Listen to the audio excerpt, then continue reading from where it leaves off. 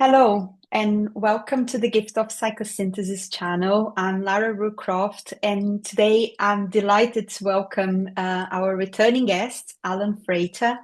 Welcome, Allan. Returning Um, guest already. That's nice.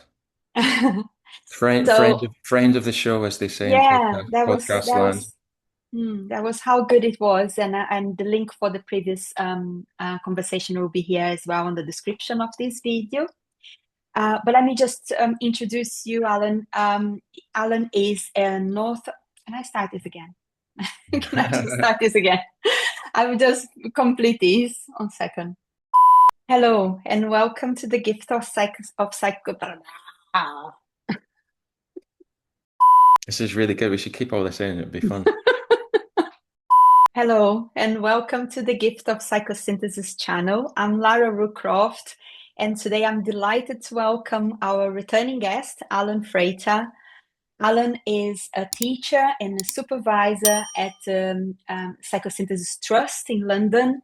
He's also a psychotherapist and an author of two books. One of them is The Act of Imagination, Psychosynthesis Psychotherapy in Experiential Context, and The Waking Dreams, Imagination in Psychotherapy and Everyday Life.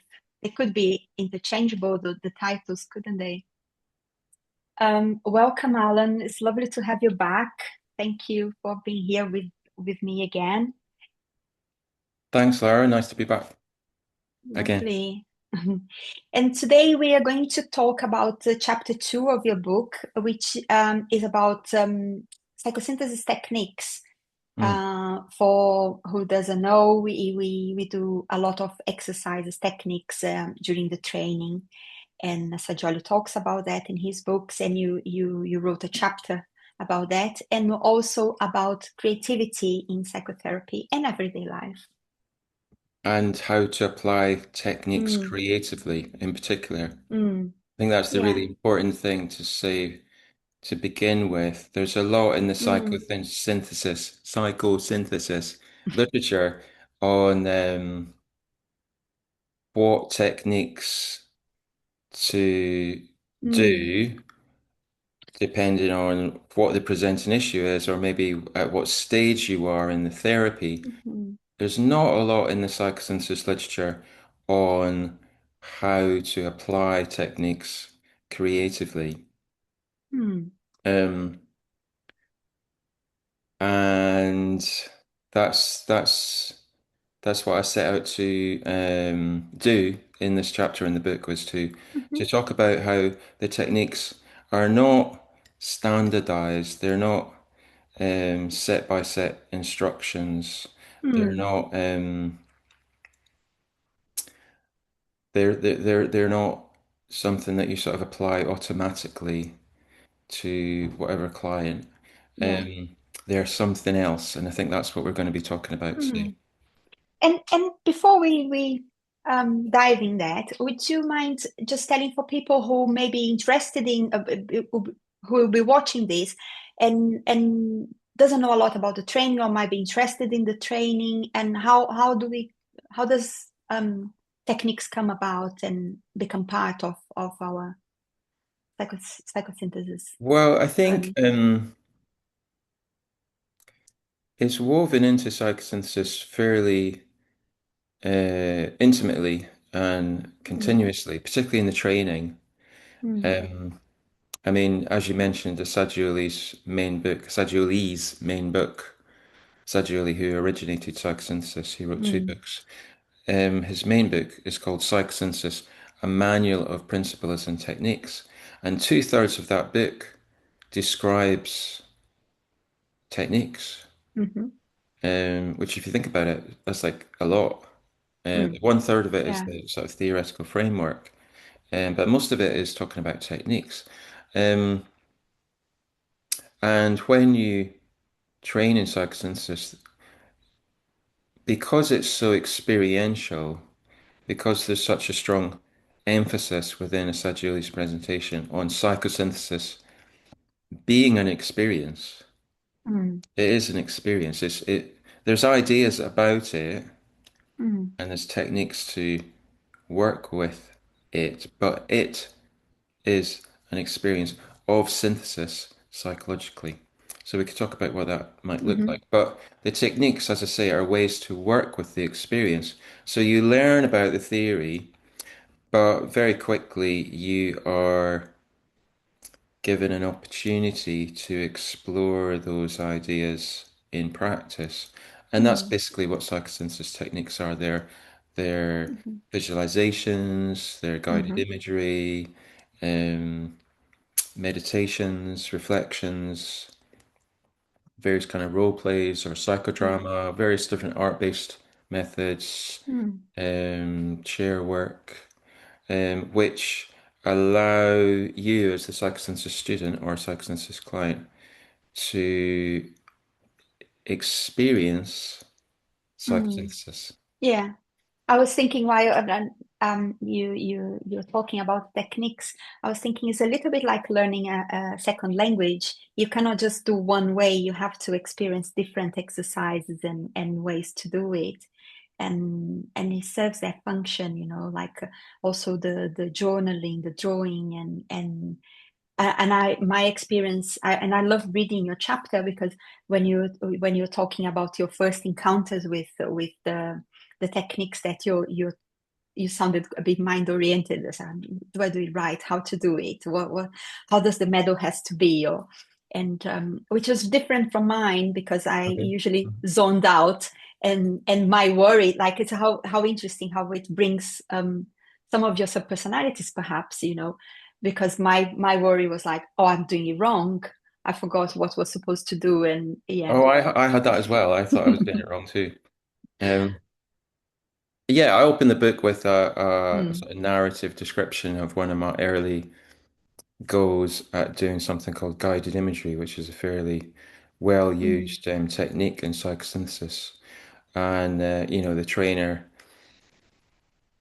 I mm, mean, I've spoken about this so much. I thought about this a lot for many years afterwards, because mm, it in many ways it set me off on the path to where I've got to now.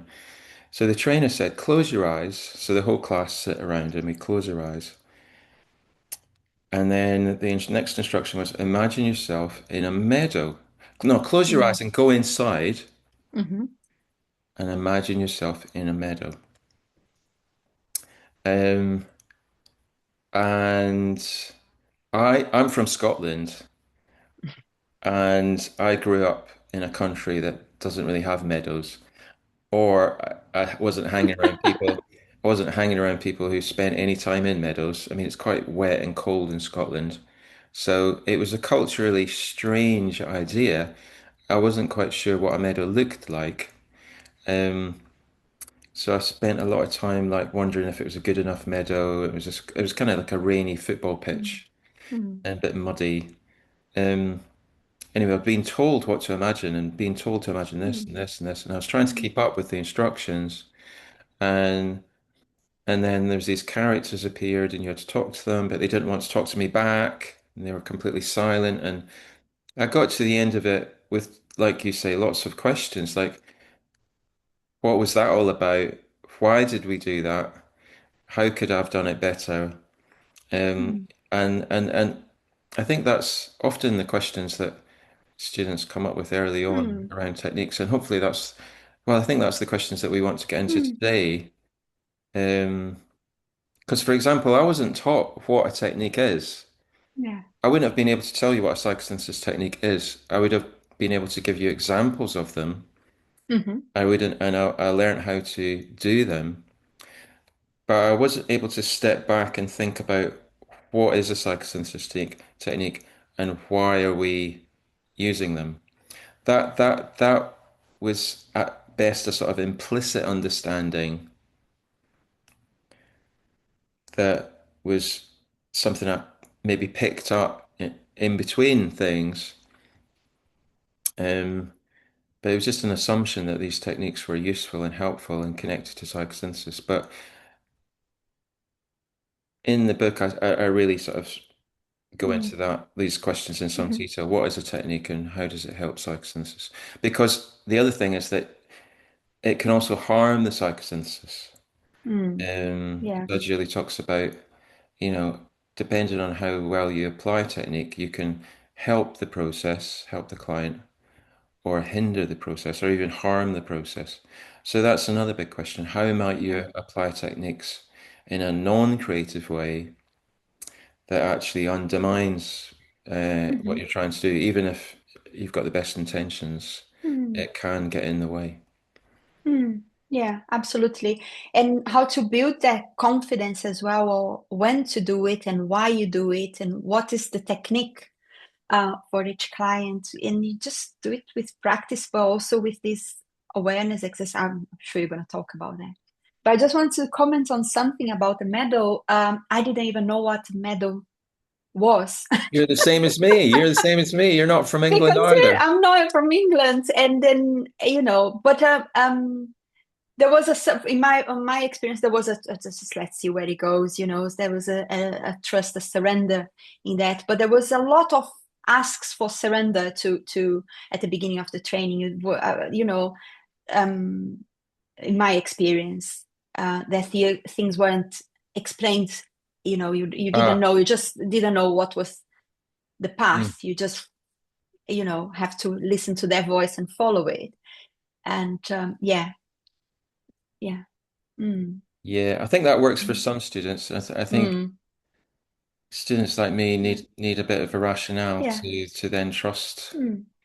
what's happening. I think you need to mix that up a little bit. I certainly do when I teach. You um, And you can have both. You can deliver both. I think Yeah, you need both, yeah, particularly if you've yeah, got a range of different learning yeah, styles in the room, yeah, and different yeah. temperaments. Um, but And yeah, you didn't know what a medal was either. That's really, really funny. and I never admitted that until now. Yeah, but Okay. yeah. But like you, I created something around it. Now that you're fully Mm, qualified, you can admit that you didn't know mm, what a medal was all this time. Well, yeah. I mean, I make this point quite a bit in my first book, in Waking Dreams, which is all about guided imagery and a development of guided imagery theory Mm, and practice. I make the point in that book that you need to be very careful about um, telling the client what to imagine. mm-hmm. Yeah. Um, the first one reason being what we've both mentioned is that it might just be a culturally strange idea, like a meadow. Or another example in that regard would be imagine a trunk at the bottom of your bed. Now, some people might know that a trunk is kind of like a sea chest.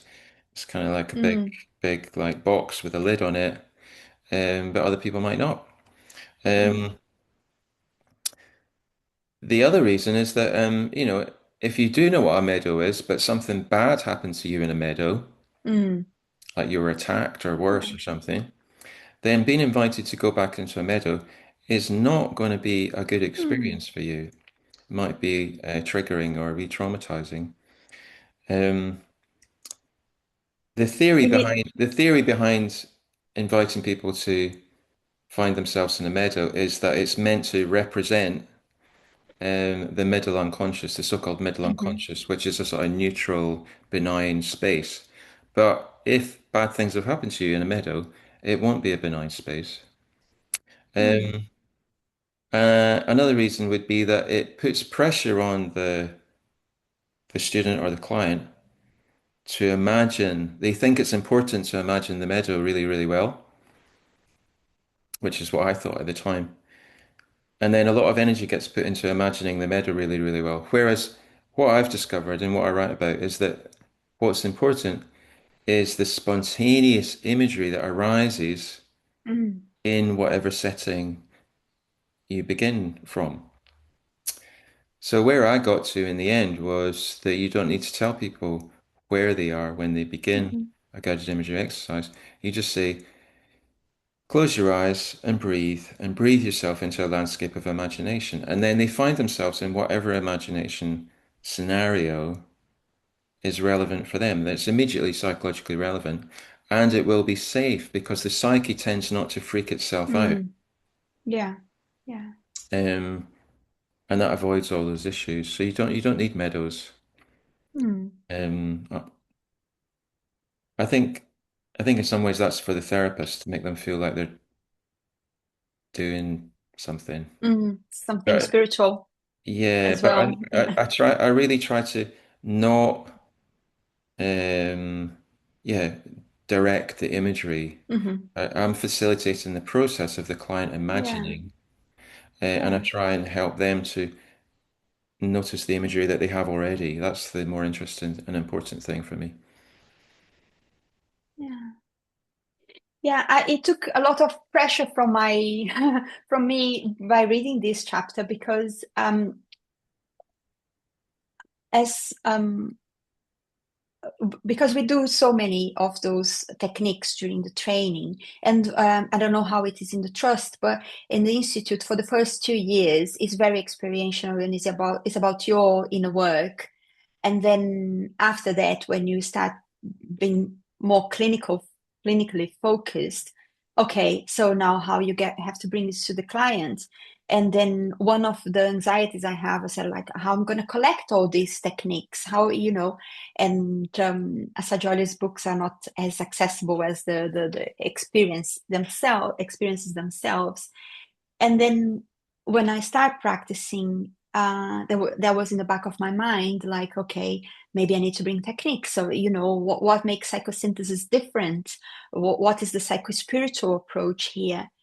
And then, and as my confidence start increasing, yeah. And after reading your book, I felt like, okay, it's okay. Actually, it reassured me. It's okay to adapt and be tuning in with the client, not having an agenda. But you're going to talk about that on the creativity part. But yeah, yeah. Mm. Exactly. You're allowed to modify the techniques. I Mm. think for a long time after I qualified, I didn't use any so-called psychosynthesis techniques, Mm. um, which was a real missed opportunity. Um, I slowly found my way back to them by sort of reinventing or sort of changing how I understood what they are, and certainly changing how I applied them. Um, There's basically a narrow understanding of techniques and a broad understanding of techniques. A narrow understanding Mm. being perhaps the more common understanding. So let's try and set that out. That might create a sort of framework to move forward. Yeah. So the narrow understanding comes from, well, let's embed this in my early training. So to begin with, when I started to see clients, Hmm. we were instructed by our clinical supervisors not to use any psychosynthesis techniques for the first 6, 7, or 8 weeks. The reason being that we wanted to begin with to cultivate a therapeutic relationship with the Hmm. client so that they come to trust us and they feel safe enough to open up to us. And the idea was that if you use a technique too early, you might just be doing that because you feel uncomfortable, Hmm. and that would be like you just doing something to fill the time and the space. It might not be the best thing for the client. That's certainly not a good reason to use a technique just to fill the Hmm. space. Um, which is not bad advice, but it does imply that number one, you can do psychosynthesis therapy without techniques. Hmm. And number two, that techniques can be harmful, and it sort of suggests that maybe the therapy might do better without the techniques. Mm. Um, And which is there's a sort of truth in mm, that, but it's not the whole truth. Sorry, go on. yeah. And also, lots of students come to the training with already a lot of experience. Like you were a Buddhist monk for many years. No, So, no, and I was ordained, but I wasn't a oh, monk. okay, sorry. Slight difference. It shows my ignorance on the way with the yeah, Yeah. But you yes, were ordained. I Yeah, was a Buddhist for a long time, so I did a yeah. lot of meditation and whatnot. Yes, that was Thank relatable you. experience. Yeah. Yeah. And with your experience in meditation, sometimes and I believe you can bring it in. And I have clients who want to have like a grounding, sometimes 2, 3 minutes meditation beforehand, and Hmm. then yeah, but I think my point is honoring what we already bring into your experience or your training, what you have already to offer. And Absolutely, you've got to build on what you've got already. Um, I mean, doing a grounded meditation, that would be an example of a technique. Mhm, Now, that initial sort of like concern about techniques or holding back from techniques, it implies that techniques are something that are sort of set pieces, and maybe you do a technique, and the rest of the mhm, time you're not doing a technique. mm, And what those techniques look like often is, for example, a grounding meditation, which has in mind that we're going to do this in order to achieve mm, a grounded state in the client. So it's a technique to change the client's experience, either feelings, or create an insight or an expression that they didn't have to begin mm, with. We've got an ungrounded client. Let's use this technique to ground the client. mm, Um, that's often how psychosynthesis techniques are applied. However, that's mm, by no means the only way to think about them or apply them. There is a broader understanding, which I think to get to it, I'll read you out something from Assagioli. Um, so he says, there's this great section in the book that we mentioned earlier, Psychosynthesis, a Manual of Principles and Techniques. It's only 3 pages long. It's at the beginning of part two. Part two is where he talks about all these techniques. So there's a 3 page introduction before he gets into listing all the different techniques. So he's talking about techniques in general. It's a really important section that I certainly overlooked for many years, and I'd encourage people to dig that out.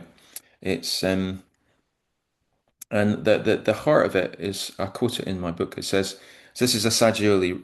mhm, Um, it is opportune at the outset to stress the necessity of relating the different techniques to the overall purpose of psychosynthesis, so that we mm, retain this purpose clearly in mind when we apply the techniques, which are only tools and as tools can be modified.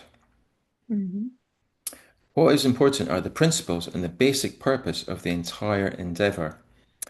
All the techniques should be subordinated to this basic goal.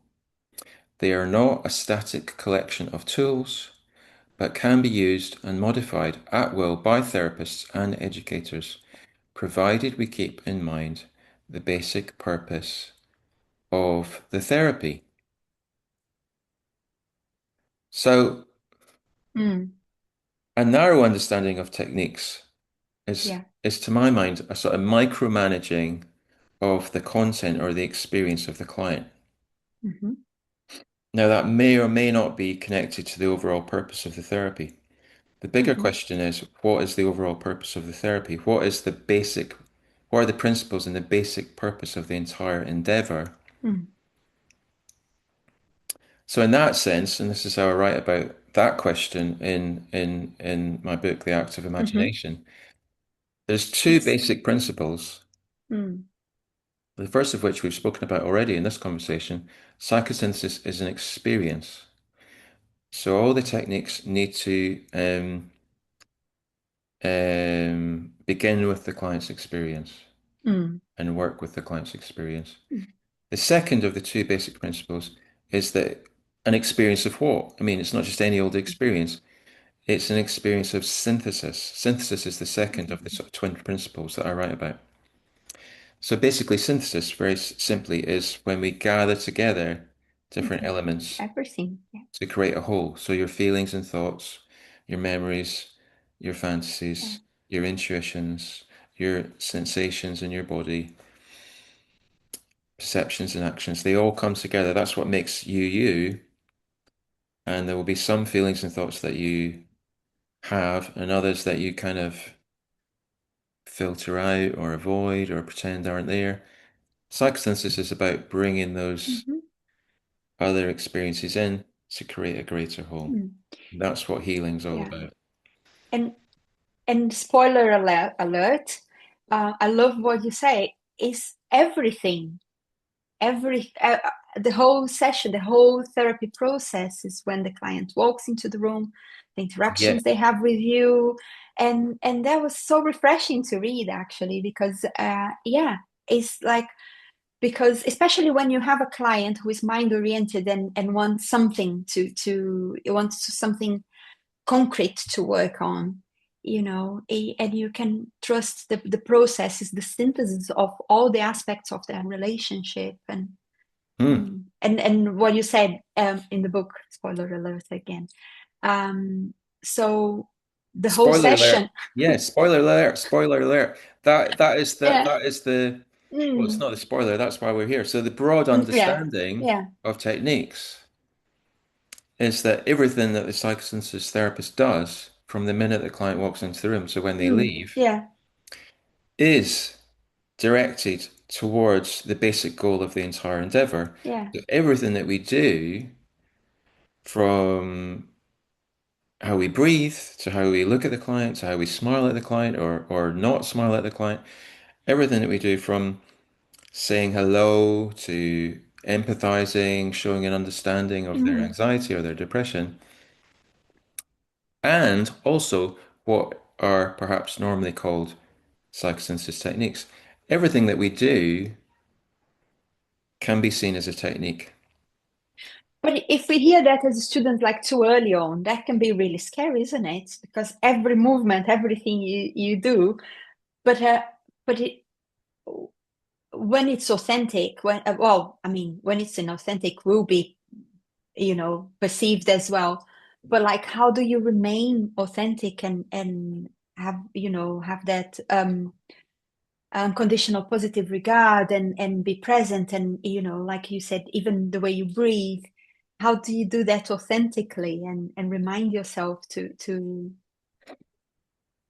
in the therapy room? I've learned not to worry about being authentic. Hmm. I think that's a sort of gaslighting that we can very easily fall Mm. into. Because I mean, I know what you mean, but I've Hmm. learned to not use that language. For Mm. me, the danger of worrying about being authentic is that you're sort of always second guessing yourself, Hmm. and you're thinking that you're not, that somehow the real you is over there off Yeah. stage, and you're pretending to be somebody quite other than who you really are, um, and that's bad. And Hmm. somehow you need to be authentic, which is to say, be something other than what you're not at the Hmm. time, Yeah. and bring out this magic rabbit from a hat somehow, and then you're authentic. Um, I think that can get in the way of Yeah. being authentic Yeah. because you're sort of thinking that your experience isn't really your experience. So Does it's like, that make yeah, sense? You know, absolutely, so yes, yeah. trust your experience. You know, that's who Because you are. because if when I say like, how do you be, how can you be authentic? So I'm quite identified, and I think what you're suggesting is like, can you disidentify from I don't know. That's why how I hear There it. needs to be authentic. Yeah, there needs to be. And also like what we were talking off camera before we started this Mm. this conversation, like the first time we met, we didn't know each other's energy, and then it's the Mm. first encounter, so there's just so much authenticity. Sometimes, you fall out of it, or disidentified, and how yeah, I feel way more relaxed and comfortable having this conversation, and just Right. trusting that we being present here, and that the rest will work itself out. I Mm, totally get that. And also, you know, that earlier response when we first met was your authentic response to meeting a new person.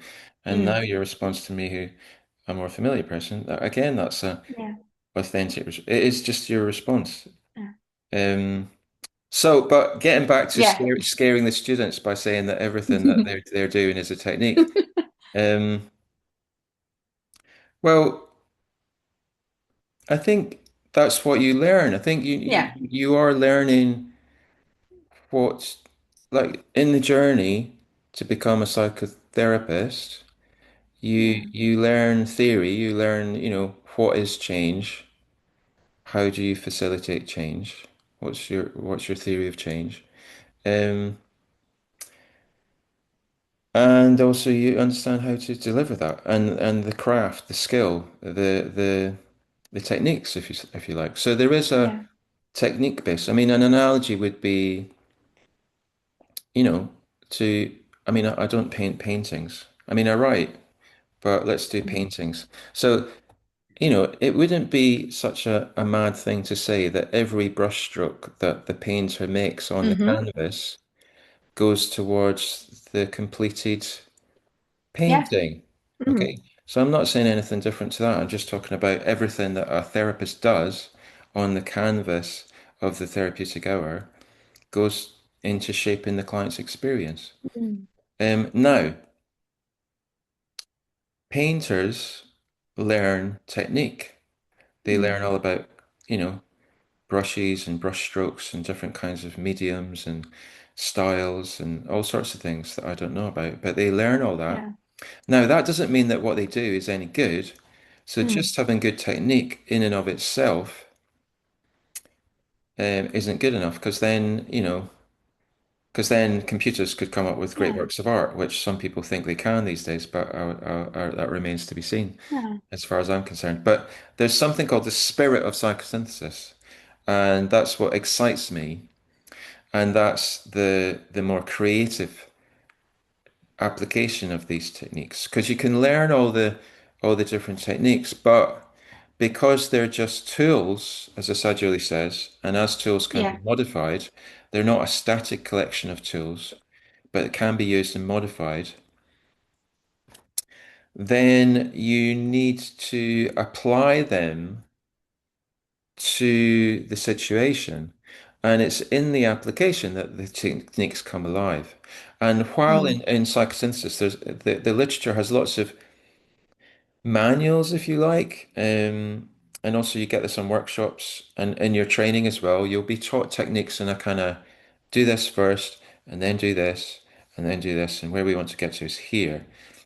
So there's a sort of structure that you get given. Mm. Now, I think that has a place Mm-hmm. and it can be helpful to begin with, Yeah. especially if the structure is a fairly loose structure that allows some adaptation even in that early learning stage. But the danger is that you think that there's a proper way to do the technique and that you do this first and then this and this. It needs to happen like that in this order, and then that's you doing the technique properly. And if you're not Yeah. doing that, you're not doing it properly. But Mm. I mean, Assagioli's really down on that. He says, Yeah. I want to emphasize that every individual is different and no techniques can be applied automatically. Yeah. Every client is different, and you bringing your own energy, your own way of be a therapist, Yeah, it will be different with each client as well, yeah. and allowing that. Yeah. Mm. So I got another Assagioli quote that I Yes. put in the book. He speaks to this. So Assagioli says, in each case, in each existential situation of the patient, I had to use techniques, many existing and others I invented myself. So he just made them Yeah. up. Yeah. You can make them up too. That's what I Yeah. say. Or that I combined. So many existing and others I invented myself, or that I combined. It all starts from the living reality, from the immediate situation. So no theory, no preference for one technique or another. In a sense, I say it all depends on who applies it, Mm. which is what you're saying, Mm. to whom he applies it, how he applies it, and at what moment which he applies it. So each technique can be helpful or harmful according to these four elements. So that Mm. gives a great freedom and pliability, but of course that requires intuition and great practice. But it's easy. I think it's a good Yeah. policy that corresponds to the inclusiveness of psychosynthesis. So it starts with the living reality. It starts with the immediate situation. It doesn't start with the technique. Yeah. Yes. You begin with who is this client? What is going on for them? What's going on for me? What's going on between us? and you move from there. Hmm. It has to begin there. And then you adapt the technique, or you invent the technique, or you combine different techniques Hmm. together in a creative way to meet that situation in a bespoke, tailored fashion. That's the Mm. craft. Yes. That's what we're aiming for. Um, and then you're working really, really creatively, and then it's like and then it's fun because especially when you start inventing techniques of your own and you start doing things that you've not done before, and it feels fresh and Yeah. alive, Yeah. and it doesn't feel like you're forcing something because that's the danger of applying techniques in a sort of formulaic way or doing them in the same way as you've done them before. It Uh, feels like you're putting pressure on the client Absolutely. Yeah. to get to the end, and you feel under pressure as a therapist to make the technique work. Mm. And to my mind, the worst thing that can happen is that it doesn't work, and then you think, well, that's because we didn't try hard enough, Mm. or I didn't deliver the technique well enough. Um, Instead of thinking maybe that was a bad Yeah. technique, maybe I should have tried something else. Um, or worse is that the client's resistant to the technique, Yeah. and you blame the client. Um, and I think that's why I didn't use Yeah. psychosynthesis techniques for quite some time because for whatever reason, I'd ended up assuming that you needed to do them in this sort of structured way, and it Mm. felt kind of pressured, and often the outcome didn't deliver as it promised. Mm. But that isn't what Assagioli writes about when you read him. Mm. He doesn't offer step-by-step instructions. No. What he does when he talks about techniques, when he writes about techniques, are the principles, and he joins it up to the theory, and he talks about, maybe when to do it and also when not to do it. He talks about contraindications, but he rarely, if ever, tells you how to do it. Mm. He gives you the principles, and then you've got to go away and sort of work that out on your own. Yeah. It's only the sort of post-Assagioli literature that, in places, offers a Mm. sort of step-by-step instructions. Um, but you need to be careful with that. It's just like Yeah. training wheels. I mean, you need to let that go at some point. Yeah. And it is a creative process, and we're going to talk about that. But I was I thought there was separate things, but I teach a yoga class to Catholic nuns actually, in where I work, yeah, as a well, as a nurse as well, parallel, you know. Okay. Uh, and I teach someone who is my boss basically, and we do the guided meditation, not medication. The nurse hat trying to come in. Um, and at first, I've been teaching that class for 2 years now, and I was incredibly self-conscious and in the box to do a guided meditation for the Mother Superior because I felt like an imposter. And but I started slowly, and then nowadays I just don't know what I'm going to talk about in the relaxation, the 10 minutes relaxation we have in the end, but I feel comfortable to do it, and I allow myself to create in that space. And I thought that was separate. And then when I start using, and also being, I listened to other podcasts where you spoke about these and reading your book, I thought actually they are transferable skills. And then I feel much more confident now to create uh, uh, um, a technique, a visualization with my clients, tailor for what they need or Hmm. what they are welcoming to, because I've been practicing that setting. So and Hmm. it's more, yeah. So mm, Nice. Yeah, I recognize that. That's where you start to lose the yeah, self-consciousness, yeah, the performance anxiety, and you're trusting something. And the ideas come to you if yeah, you just watch out for them, yeah, and you think, oh, I'll try this.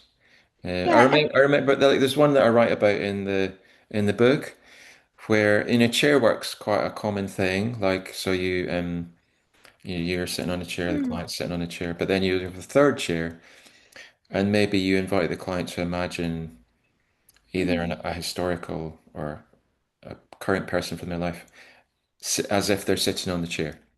And that creates a sort of presence in the room.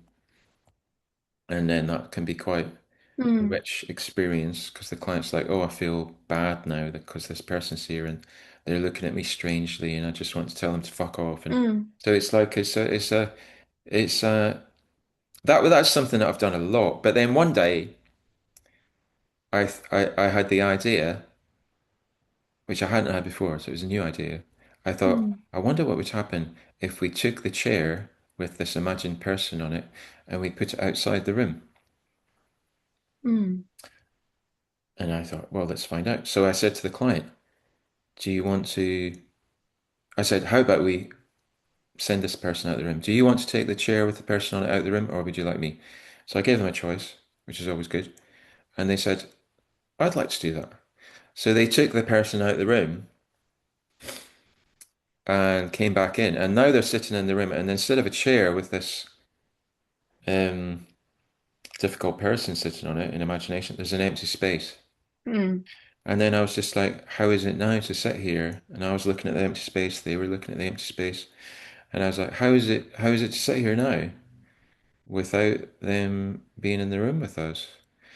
And in that case, the person was like, wow, that's amazing. I feel so much less anxiety. It's like I can mm. breathe, yada, yada, yada. So we grounded that and we spoke about that. And that gave the client a new experience and also the insight that the anxiety they had was Yeah. created, if you like, psychologically, because it wasn't an Hmm. actual person. Yeah. If this ghost, if you like, was haunting them. And but then, you do it the next time and you expect the same thing to happen. That's the Oh. danger. Yeah. And the next time I did it, or a few times later, the another person With the was same really client. Oh. with a different client. They were really, really freaked out when the difficult person left the room because now they felt like they were out of control, and they could lose the plot, and they were maybe a dangerous person now because they needed that difficult person to keep them small, to keep them safe, to keep them out of trouble. So that was a really good lesson for me. Mm.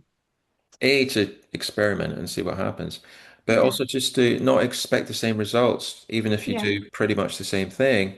It's Yeah. different every time. It really, really is, even if it's in small ways. Yeah. And Yeah. so for me, it's about the process. This is what I write about, processes and outcomes. Your job as a therapist is to attend to the process. You're learning how to facilitate with these techniques the process of psychosynthesis. In the same way that a gardener, they plant their seeds, they prepare the soil, they Hmm. plant the seed, they water the ground, they wait. Hmm. This sapling grows. They look after the sapling. It grows into a tree. They maybe support the tree or they prune the tree. They don't know how high the tree is going to be. They don't know how many leaves it's going to grow. In other words, they don't know what the outcome's going to be in detail. Mm. What they do know in their skill set is to facilitate the process of Yeah. growth. That's what a And therapist does. yeah. And most of the time we all know how the tree will be when it's full grown, when how yeah, the effects Broadly speaking, but not in yeah. detail. Yeah. No. You don't know if it's going to be a happy tree or a Mm. narcissistic, grumpy tree. You don't know if it's going to be a healthy tree or Yeah. a diseased tree. There's so many unknowns. Yeah. Yeah. It is a mystery. And if we know that our job is to see the garden, see to the garden at that moment, attending to the needs, showing up for the garden and watering the seeds or watering the ground or whatever it may be at the time. Yeah. Mm. Mm. So, I mean, I think that brings us to talking about creativity in general. Mm. Because one of the dangers of talking about applying techniques creatively is the assumption that that means you need to be in some kind of magical flow state or be Hmm. a very creative, artistic person. Hmm. Um, and life isn't like that. And certainly sitting with a client, a lot of the time you don't feel particularly inspired or having lots of great ideas all the time. It can be hard work, uh, deadening even. Um, so I think it's important to understand creativity not just as a moment of inspiration or insight or an aha moment, although that is that. We also want to think about what goes before that. What are you doing that Mm. might make that more likely? Because I don't think you can make yourself be creative. Hmm. Um, but like directly, but indirectly, there are things we can do beforehand that will make Hmm. that more likely to happen. And then also afterwards, what do we do with those insights, those aha moments? How do we work with them? And there's a really helpful stage model that sometimes gets used in psychosynthesis. I got it in my training, but it's from an early synthesis journal. So in the late 70s, I think it was, maybe the early 80s, there was a journal that came out of the San Francisco Psychosynthesis Institute called Synthesis. Hmm. And there's an article in there which describes a creative process. So we're talking about creative process rather than creativity per se. Um, so why don't I just mention these stages? I mean, with all these stage models, you need to treat them quite lightly. It's not necessarily a linear Mm. process. The stages might be happening in a different order. You need to Yeah. sort of hold it lightly. And also it's an interesting language or map that will help you recognize the experience of a Hmm. creative process. The first one is preparation. Hmm. So we'll just list Yeah. them and maybe Yeah. go through them. So preparation, frustration, Hmm. incubation, Yep. illumination, and then elaboration. Yeah. Preparation, frustration, incubation, illumination, elaboration. Mm. So we can place our creative application of techniques within this process. Preparation is really straightforward. That's a very sort of conscious, deliberate stage where we prepare the ground. The gardener prepares the soil. What we do as therapists is we find out everything that's known at the time from the client. Hmm. So the obvious example of that would be the assessment stage, Hmm. where you're gathering the details of the presenting issue, the client history, etc., the client's context, what they do to help themselves, what makes it worse, what makes it better, all that. Um, but it's not just about the assessment stage. The beginning of any therapy session, you could think of as having a preparation stage, just where you sit down and you say, "How's it Yeah. going? What's been happening since we met last time?" That again, that's just a gathering of information. You're working with the known.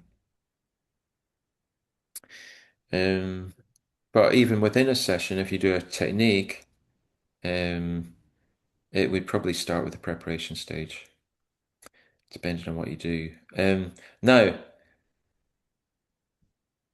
after a while, you'll enter into the frustration stage. And I think this is really lovely to understand that getting frustrated is part of a creative process. Mm. Yeah. Right. Having written two books, you Yes, probably experienced that, and yeah, yeah. Starting with clinical work is a creative process as well, and it's very frustrating at times to begin with. exactly. Everything really, yeah. So if there's one thing that you, viewer, take away from this video, I would like it to be a memory that being frustrated is a sign, even a good sign, Yeah. that you're in a creative process. Mm. So whether you're writing a novel or making a meal or doing a therapy session, Starting a relationship, anything Yeah, really. yeah. That was a good example. Um, you will, you'll have plans, you'll have hopes, you'll have ambitions. You think you're going to write a novel, but then you get stuck. Hmm. Then you get frustrated, and then in that frustration, you might be vulnerable to critical judgments that make you think of yourself as like being deluded. Who do I think that I can, Mm-hmm. be a therapist? I'm a shit therapist. I need to go home and just play video games. I need to give up on the idea that I can write a novel. Um, but yeah, you're dead right. So writing two books, there's a lot of frustration along the way, and I would never have written the books if I'd just given up because you have to hang in there. And basically, in the frustration stage, what's important therapeutically is not to get identified with these critical judgments because they really Mm-hmm. undermine the whole enterprise. So that might be the critical judgments that you have of yourself as a therapist. I'm no good. I don't know what I'm doing. I'm a fake. But equally, the client might enter into frustration stage and they might feel like they're wasting your time or that they have no hope because they're really down on themselves. Um, because any creative process, basically, it's an identification, disidentification Mm-hmm. process. That's what we talk about in psychosynthesis a lot. Um, to surrender, as you mentioned earlier, or to disidentify more technically, to let go of the known and open up to the unknown, which is what we're doing. Any creative process is a journey into the unknown.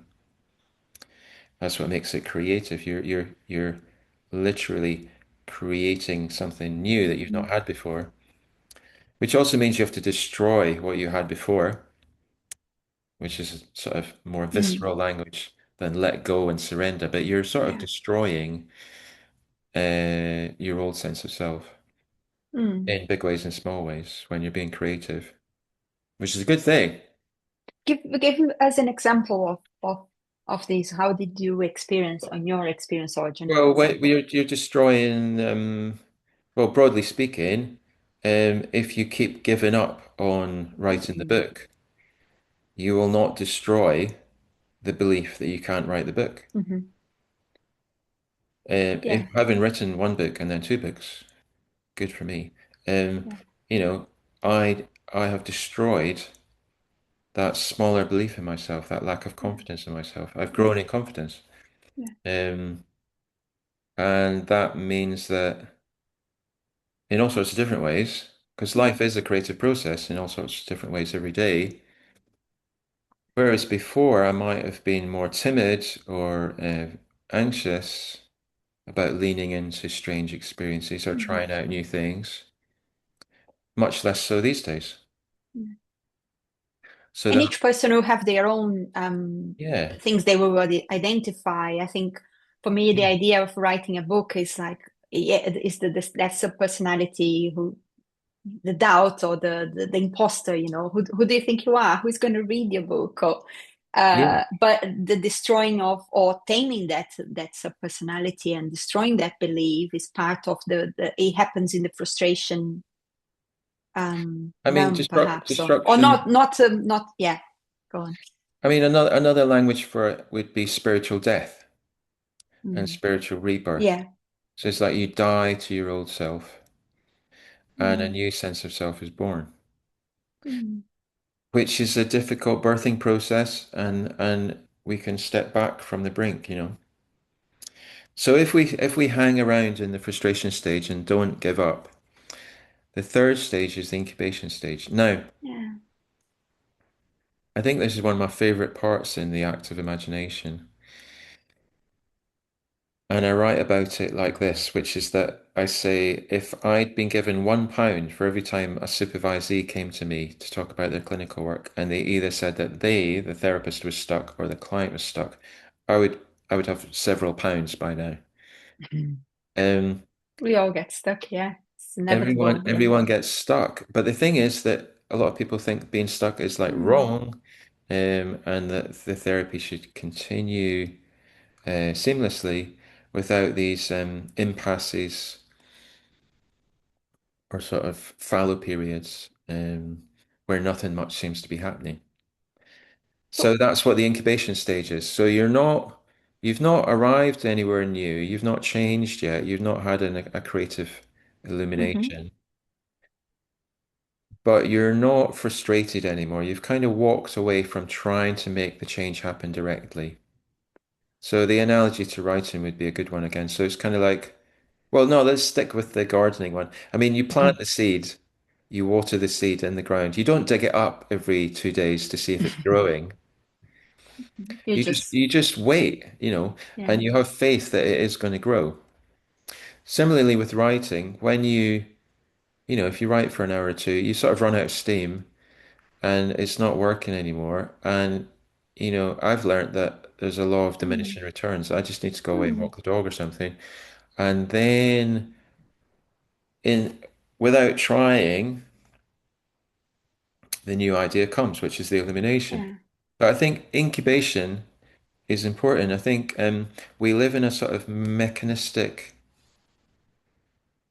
world where a lot of our metaphors are machine based. So the mind is a Mm, machine. We have those different parts and resistance, tension, um, mm, opposites. These are all sort of mechanical metaphors, and and also the idea that we're broken, that we're not efficient, that we should be more productive.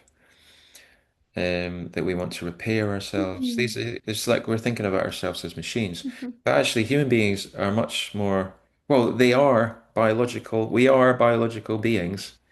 And probably a better analogy would be to um, ecological metaphors, where, it's not daytime all the time. There isn't growth all day.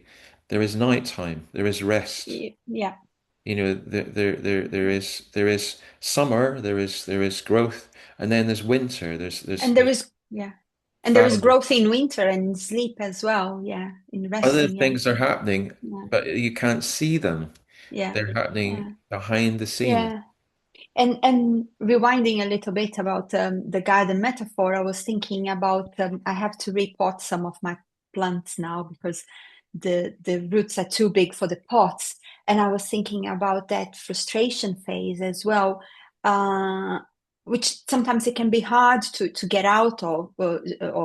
Mm. But I was thinking about the act of will, like what is the small step you can do, and in my case with my plants is just maybe repot a plant or one at a time, the little thing you can do, and then Mm. for eventually to be able to come out of the frustration and Yeah, I think mm, having a sense of agency or power, having a mm, sense that there's something that you can do, having a sense that you're not just at the mercy of events. yeah, Yeah. accountability as well. I find it really powerful, like I'm here today because we agreed to be here, so that's it. I'm accountable to you, you Mm. know so if I was to record this episode on my own, so maybe I don't feel like it, but I mean Mm. my personal experience being accountable. And even for me, like in this creative process, if I of the creating the psychosynthesis, the gift of psychosynthesis channel, it was an idea. It was like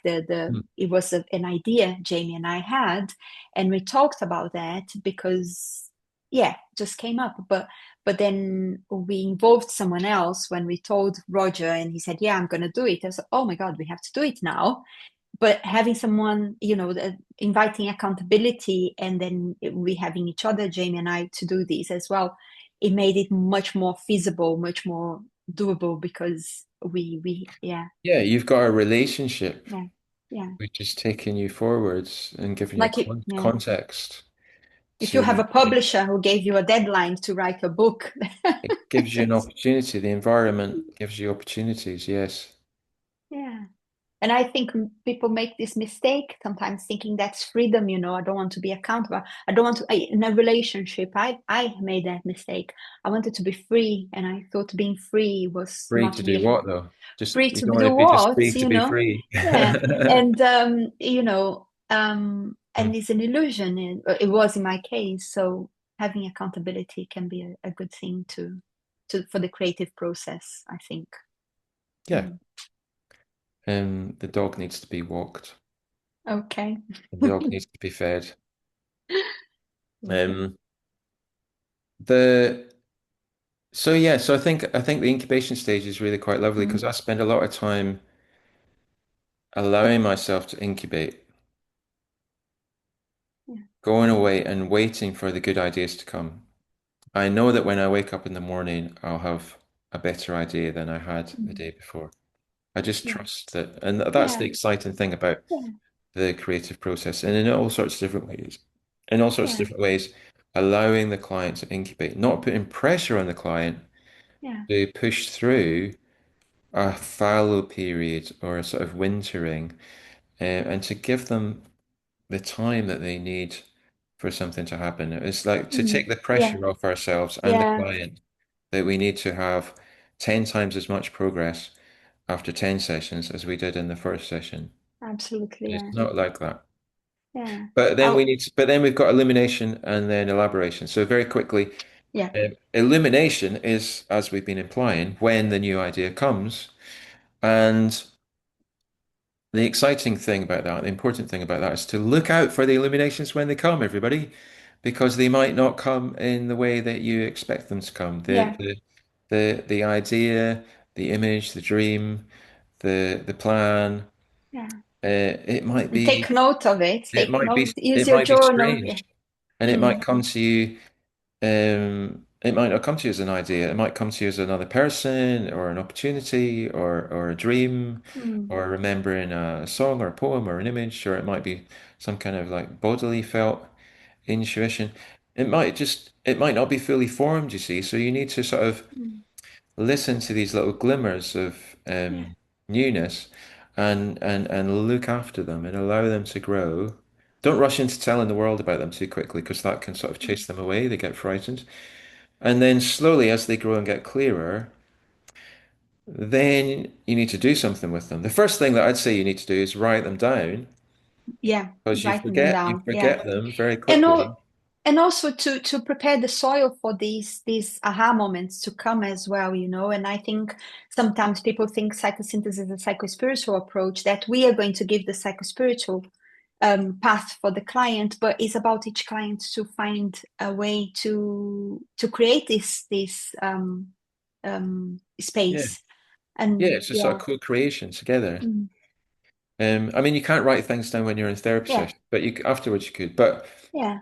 I'm just thinking about like writing a book. You have to write things down, and because often they Yeah. go away, and then you have the same insight a month later, and you think it's a new Yeah. insight.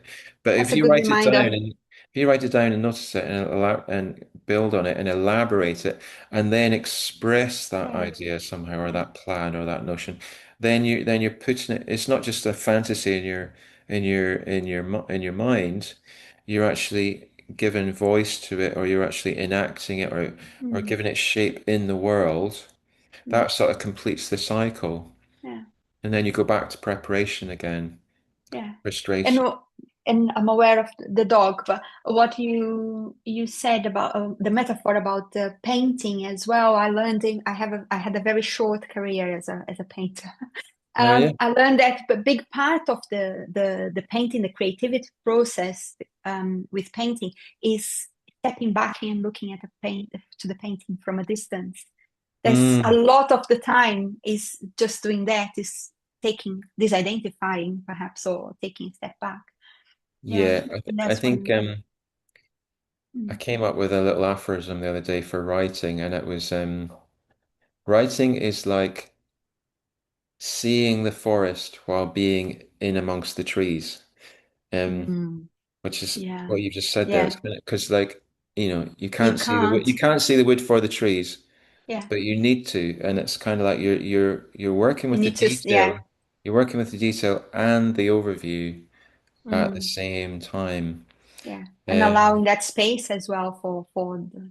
Yeah. it's sort of and paradoxical. Yeah. and we have one more. What was the No, last no, that one? was the fifth stage. So we've done the Okay. stages now. So Mm. I think that Mm. five-stage model, Mm. Yeah, particularly, I use that for my thesis. Yeah. oh yeah, Yeah. cool. Mm. Ah, how did you do? What was the thesis on? How did you build it It in? was on the moral imperative, very experiential, and how you know, do you become the moral being through your psycho-spiritual journey rather than what society or the law or the tells you what to do? How do you become or what you meant to be in terms of, not that I got there already, but it's the journey. Yeah. And not fitting into what other people think you Yeah. should be. Yeah. And like, yeah, how you, yeah, Sounds good. in a nutshell, yes. Yeah. Alan, you have what you're offering at the moment, you're a teacher at the Trust, Hmm. and you have a workshop which I'm going to be on it next year, or not on it, I'll be one of your students, hopefully, in 2027, starting February, 10 weeks workshop. Am Yeah, I saying? there's an online course that I run every year. We've been doing it for 6 years, 7 years now. Based on my first book, Waking Dreams. Mm, So it's a 10 evenings fortnightly from February 27. I mean, people might be watching this in mhm. 2031, but we might still be Yes, doing it in yeah, yeah, 2031. And yeah, it's a chance to not just read the book and try it out on your own, but to discuss the book with me and others, to watch me mm, demonstrating the techniques, the skills, and then you can try it out and get coached on developing your skill base. So there's that. Or you could just read the book.